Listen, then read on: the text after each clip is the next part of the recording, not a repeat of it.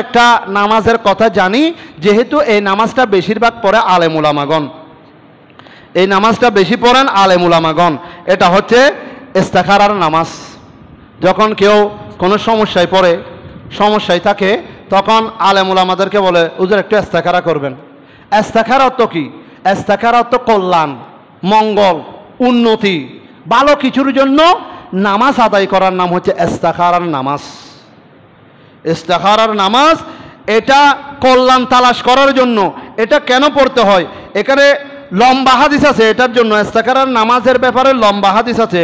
আপনারা যারা বিবাহ বন্ধনে আবদ্ধ হবেন, বিবাহ আত্মীয়তা করতে চাচ্ছেন, তখন বুঝতে পারছেন না পরিবারটা ভালো হবে কিনা, আপনার সহধর্মিনী যিনি হতে যাচ্ছেন বা যে স্বামী হতে যাচ্ছে স্বামী ভালো হয় কিনা বা স্ত্রী ভালো হয় কিনা, আপনি দুর্দশায় আছেন, টেনশনে আছেন, পরিবারটা ভালো হবে কিনা, আপনাদের সাথে কুফু মিলবে কিনা, ওই রকম পেরেশানির মধ্যে থাকলে তখন আল্লাহ রব্বুল আলামিনের দয়া পাওয়ার জন্য, আল্লাহর পক্ষ থেকে স্পেশাল সাহায্য আসার জন্য এই সালাতুল ইস্তেখারার নামাজটা পড়তে হয়। শুধু বিয়ে শাদীর জন্য নয়, আপনি একটা ব্যবসা বাণিজ্য করতে যাচ্ছেন, অনেক টাকা পুঁজি দিয়ে বড় ব্যবসাতে নামতেছেন, এখন এখানে এত পার্টনারও থাকতে পারে, আবার নিজেও করতে পারেন। নিজে থাকলে আল্লাহ এই ব্যবসা কি আমার জন্য মঙ্গলজনক হবে, এই ব্যবসা কি আমি আল্লাহ বরকত পাবো, এটার জন্য 2 রাকাত ইস্তেখারার নামাজ পড়া।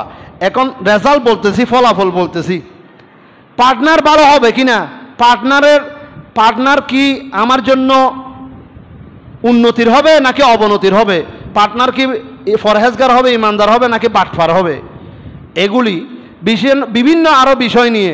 যে আপনি সফরে যাচ্ছেন, বিদেশে যাবেন, বিদেশে আপনার রিজিক আছে না নাই, নাকি বিদেশে গিয়ে আপনি বিপদে পড়েন, এগুলির জন্য যাওয়ার আগে সালাতুল ইস্তেখারার নামাজ প্রত্যেক মুসলমান পড়তে পারবে, শুধু আলেমরা পড়বে কেন?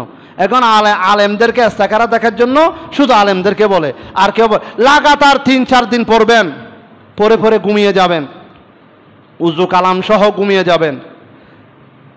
আপনি হয়তো অনেকেই ইস্তেখারার নামাজ পড়ার পর পাক পবিত্র অবস্থায় শুলে আল্লাহর পক্ষ থেকে বিভিন্ন সমাধানমূলক স্বপ্ন দেখে, কিন্তু মনে রাখতে পারে না, ইঙ্গিতও বুঝে না। স্বপ্ন দেখে, মনেও রাখতে পারে না, ইঙ্গিতও বুঝে না, আর অনেক সময় দেখে না। তবে বুঝে নিবেন, সালাতুল ইস্তেখারার নামাজ পড়ার পর যদি আপনার মন না টানে, ওইদিকে যদি আপনার মন না টানে, মানে কোনো ধরনের বেজাল হচ্ছে, বারবার মনটা ফিরে যাচ্ছে, ঘুরে যাচ্ছে, আত্মীয়তা করতে গিয়ে বিভিন্ন রকমের উল্টাপাল্টা কথা আসছে, বিভিন্ন রকমের খারাপ দিক উঠে আসতেছে, আপনার মন আগাচ্ছে না, এগোচ্ছে না আপনার মন, তখন বুঝে নেবেন এটা আল্লাহ আপনার মনের মাধ্যমে, যেটাকে এলহাম বলে, এলহামের মাধ্যমে আপনার মনের মধ্যে বুঝাই দিচ্ছে সেটা আপনার জন্য কল্যাণকর নয়। সেই জন্য আপনাকে সেই পথে যাওয়ার জন্য সাহস দিচ্ছেন না, শক্তি দিচ্ছেন না।